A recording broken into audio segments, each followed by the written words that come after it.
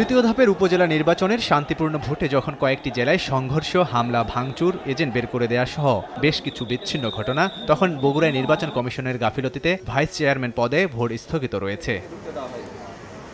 ব্যালটে প্রতীক ভুলে ভুগতে হচ্ছে 16 জন প্রার্থী ও ভোটারদের, যা ইসির চরম সমন্বয়হীনতা। ভোট দিতে গিয়ে ভাইস চেয়ারম্যান প্রার্থী ইফতারুল ইসলাম মামুন দেখেন ব্যালটের প্রতীকে ভুল ছবি ছাপানো হয়েছে। প্রতীক বরাদ্দের দিন কাঠিওয়ালা আইসক্রিমের ছবি দেয়া হলেও ব্যালটে ফুলের মতো কুলফি আইসক্রিমের ছবি দেখা যায়। এতে প্রতীক চিনতে না পারায় ভোটাররা বিড়ম্বনায় পড়েন। আমি যখন ভোট দিতে যাই আমার ব্যালট পেপারের দিকে আমার মার্কাই নেই, মানে আমার আইসক্রিম সাদৃশ্যের কোনো কিছুই নেই। শুধু তাই নয়, গুরুত্বপূর্ণ সংস্থা নির্বাচন কমিশনের এমন ভুলে পরবর্তীতে ওই পদে বগুড়া সদর উপজেলায় ভোট গ্রহণ স্থগিত করা হলেও 16 প্রার্থীর ক্ষতির মাসুল কিভাবে পূরণ হবে তা প্রশ্নবিদ্ধ।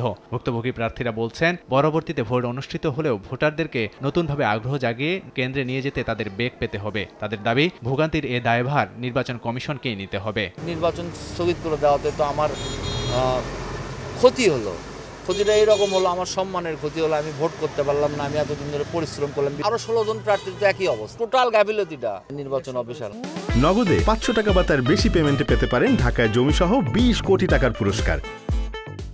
এদিকে চট্টগ্রামের আনোয়ারায় 2 চেয়ারম্যান প্রার্থী সমর্থকদের মধ্যে কেন্দ্র দখল নিয়ে সংঘাত হয়। উত্তেজনা, সহিংসতার ঘটনায় একটি কেন্দ্রে সাময়িকভাবে ভোট গ্রহণ বন্ধ করা হলেও পরিস্থিতি স্বাভাবিক হওয়ার পর আবারও ভোটে অংশ নেন ভোটাররা। এছাড়াও পটিয়া, চন্দনাইশ ও বোয়ালখালীতেও ধাওয়া পাল্টা ধাওয়া হয়।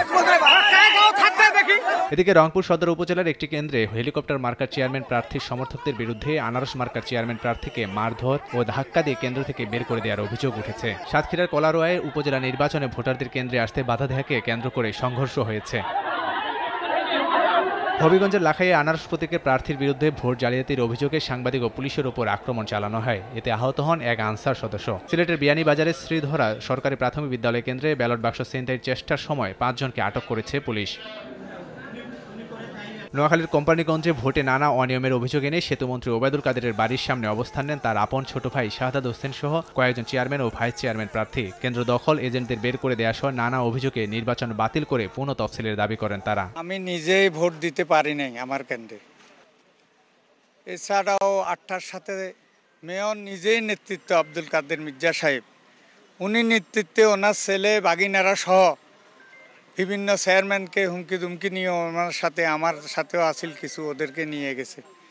নিয়ে তারা আমাদের কর্মীদেরকে সকাল থেকেই এজেন্ট ওখানে যাওয়ার আগেই সব ছিঁড়ে ফেলে দিয়েছে। এছাড়াও বিভিন্ন উপজেলায় এজেন্ট বের করে দেওয়া সহ জাল ভোটের অভিযোগ রয়েছে। লালমনিরহাটে অস্ত্রসহ ভোট কক্ষ থেকে এজেন্টকে আটক করা হয়েছে।